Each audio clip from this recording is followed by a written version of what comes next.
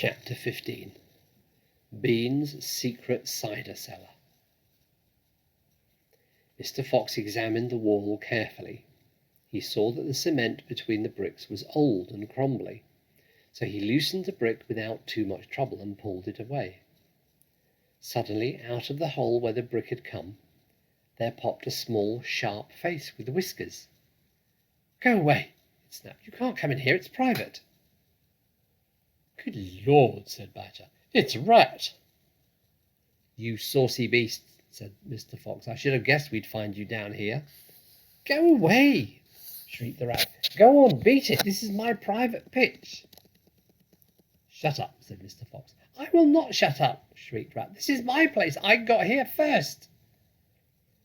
Mr. Fox gave a brilliant smile, flashing his white teeth.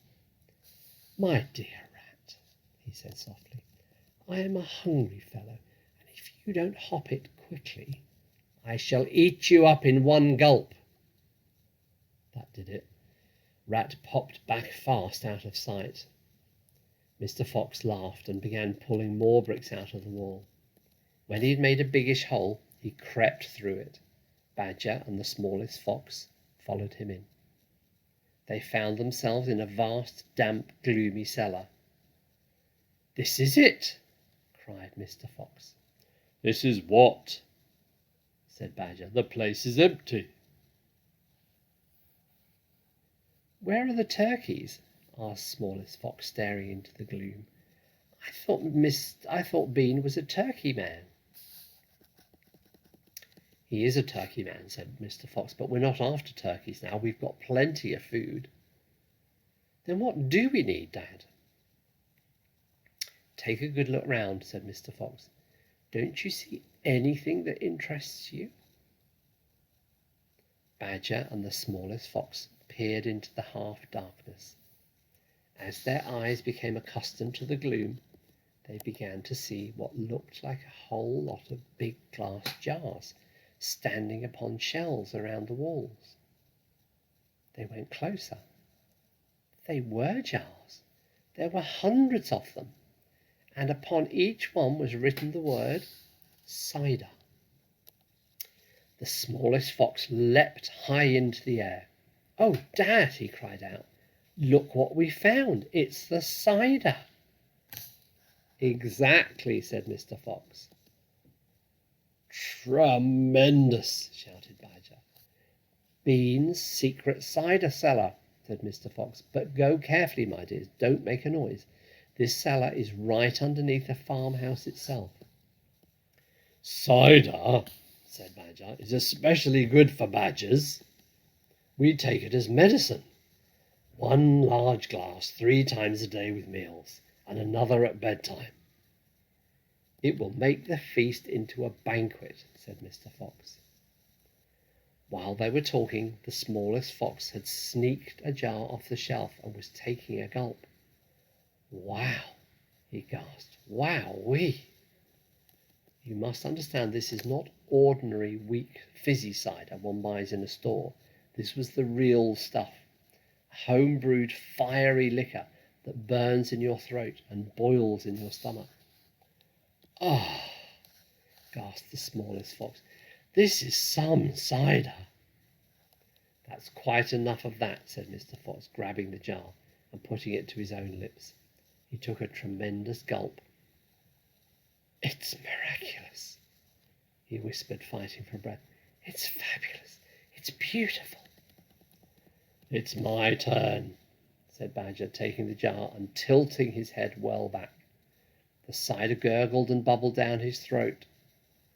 "It's like melted gold," he gasped. "Oh, Foxy, it's like drinking sunbeams and rainbows." "You're poaching," shrieked Rat. "Put that down at once. There'll be none left for me." Rat was perched on the highest shelf in the cellar, peering out from behind a huge jar. There was a small rubber tube inserted into the neck of the jar, and Rat was using this tube to suck out the cider. "You're drunk," said Mr. Fox.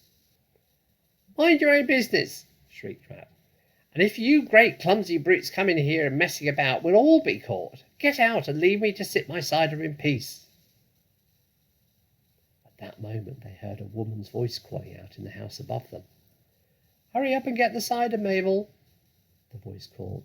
You know Mr. Bean doesn't like to be kept waiting, especially when he's been out all night in the tent. The animals froze. They stayed absolutely still, their ears pricked, their body tense. Then they heard the sound of a door being opened. The door was at the top of a flight of stone steps leading down from the house to the cellar. And now someone was starting to come down those steps. Chapter 16. The Woman. Quick, said Fox, hide. He and Badger and the smallest fox jumped up onto a shelf and crouched behind a row of big cider jars. Peering round the jars, they saw a huge woman coming down into the cellar. At the foot of the steps, the woman paused, looking to her right and to her left. Then she turned and headed straight for the place where Mr. Fox and Badger and the smallest fox were hiding. She stopped right in front of them. The only thing between her and them was a row of cider bottles. She was so close, Mr. Fox could hear the sound of her breathing. Peeping through the crack between two bottles, he noticed that she carried a big rolling pin in one hand. How many will he want this time, Mrs. Bean? The woman shouted. At the top of the stairs, the other voice came back. Bring up 2 or 3 jars. He drank 4 yesterday, Mrs. Bean. Yes, but he won't want that many today because he's not going to be up there more than a few hours longer. He said the fox is bound to make a run for it this morning. It can't possibly stay down that hole another day without food. The woman in the cellar reached out and lifted a jar of the cider from the shelf. The jar she took was next but one to the jar behind which Mr. Fox was crouching. I'll be glad if the rotten brute is killed and strung up on the front porch, she called out. And by the way, Mrs. Bean, your husband promised I could have the tail as a souvenir. The tail's been all shot to pieces, said the voice from upstairs. Didn't you know that? You mean it's ruined? Of course it's ruined. They shot the tail, but they missed the fox. Oh, heck, said the big woman. I did so want that tail. You can have the head instead, Mabel. You can get it stuffed and hang it on your bedroom wall. Now hurry up with that cider. Yes, ma'am, I'm coming, said the big woman, and she took a second jar from the shelf. If she takes one more, she'll see us, thought Mr. Fox.